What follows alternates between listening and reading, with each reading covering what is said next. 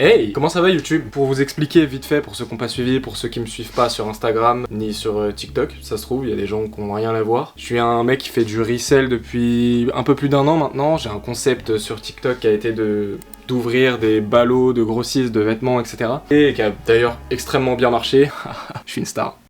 D'où le nombre de vêtements qu'il y a dans cette pièce. Là par exemple c'est un carton de grossiste, c'est des ballots comme ça de vêtements. Donc en gros l'objectif c'était d'acheter chez des grossistes que je ne connaissais pas, en anonyme total. Je recevais exactement ce qu'un client lambda reçoit, sauf que petit souci, c'est que j'ai été complètement débordé en fait. J'ai énormément de pièces, je sais plus quoi en faire. Enfin je sais quoi en faire, faut les vendre tout à un prix, même une pièce qui est pas ouf, au final ça peut partir à 2-3 euros. Mais le problème c'est qu'il faut prendre les photos, il faut passer du temps en fait tout simplement, faire les colis, imprimer, machin, etc.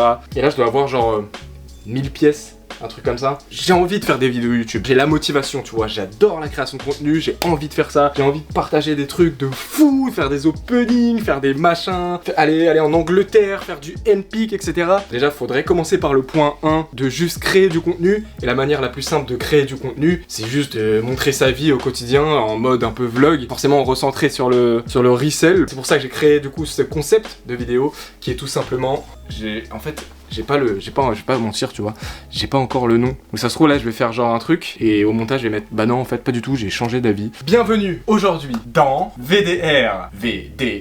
Waouh. Donc c'est vie de reseller tout simplement. On va commencer direct, je vais vous montrer où j'en suis. Je vais juste prendre la caméra. Donc je vous disais en gros, voilà, ici c'est mon stock. Waouh. Et en fait là je viens d'emménager. Avant j'avais un ancien appartement. C'est le stock qu'on voit dans le reportage de France 2. Extrait. Là, c'est mon stock de vêtements et je dois avoir environ 600 pièces et il y en a pour environ 10 000 euros. Mais pour plusieurs raisons, cette pièce, j'ai dû...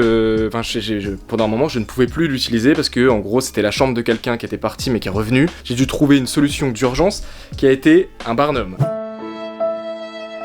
Un barnum à la base c'est genre, vous savez quand vous faites des repas de famille etc, vous mettez des tables et genre c'est au cas où il pleut, ça vous protège de la pluie. Bah là moi j'ai mis toutes mes pièces. Moi je me disais vas-y tranquille, je vais chercher un appart, je vais le trouver assez vite, enfin ça va être une solution d'urgence pendant 2-3 semaines. J'ai galéré à trouver un appart et du coup mes affaires sont restées 2 mois dans le barnum. Et là j'ai emménagé il y a 4 jours maintenant. Ici j'ai une très grande pièce, c'est un duplex, sauf qu'il y a plusieurs problèmes. Problème numéro 1, j'ai beaucoup trop de pièces. Donc j'ai un portant, 2 portants, 3 portants, 4 portants, 5 portants, un 6e ici, et j'ai tous ces cartons là. J'ai ces cartons là, j'ai ça là, j'en ai de partout, c'est un enfer en vrai. Comme je vous disais au début, le problème c'est que j'ai fait des vidéos sur des grossistes, j'ai eu des pièces pas ouf, clairement, genre j'en prends une au hasard, tu vois. Voilà, ça c'est des vidéos que j'ai eues, enfin des pièces que j'ai eues. Assez difficile à vendre en fait, c'est pas le genre de truc que tu vends en 2 secondes sur Vinted, tu vois. Et maintenant le deuxième problème, c'est que pendant le déménagement, tous mes vêtements ont été mélangés. Donc moi je savais à peu près, ce portant là, il y a ces vêtements là, ça vient de ce grossiste, machin et tout, ce portant là, nanana. C'est le bordel,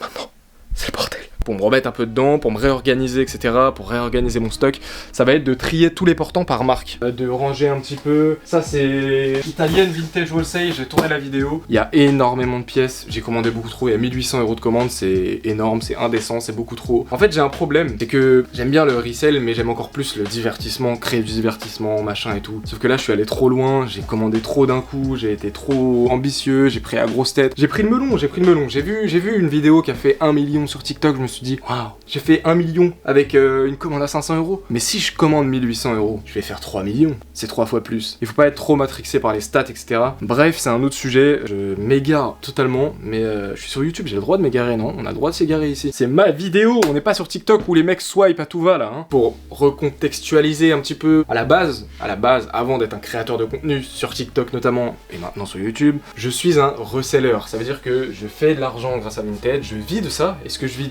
beaucoup de gens me demandent est-ce que je vis de Vinted. Évidemment que, enfin moi ça me paraît évident mais je suis con. Oui, je vis de mon business Vinted. Combien je touche en revenu net? Je dois être entre 2000 et 3000 € régulièrement, je suis jamais rarement en dessous on va dire. 2000 € que j'arrive à dégager net après impôt, hein, je parle, uniquement grâce à Vinted. Et d'ailleurs, n'hésitez pas à rejoindre le Discord pour ceux qui n'y sont pas encore. Le Discord, il y a un bot 0 délai complètement gratuit. Faut savoir qu'un de mes meilleurs mois, j'avais fait 4000 € net juste avec un bot Vinted. Et c'était un bot Discord. J'ai fait 4000 € les gars. Rejoins le Discord, en plus t'as la chance que j'ai créé un Discord avec un bot complètement gratuit. Je parle dans le vide de ouf, juste parce que j'ai la flemme de travailler. Donc c'est parti hein.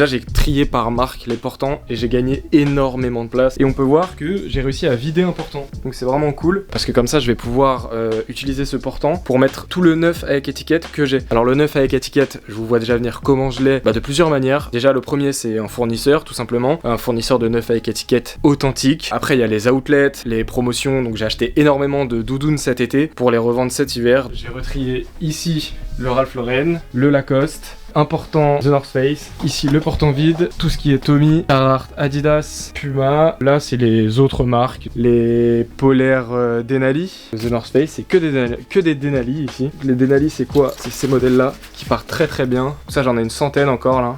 Parce qu'il y en a la moitié que j'ai pris en photo et l'autre moitié que j'ai pas pris en photo. Et ça c'est un autre problème que j'ai.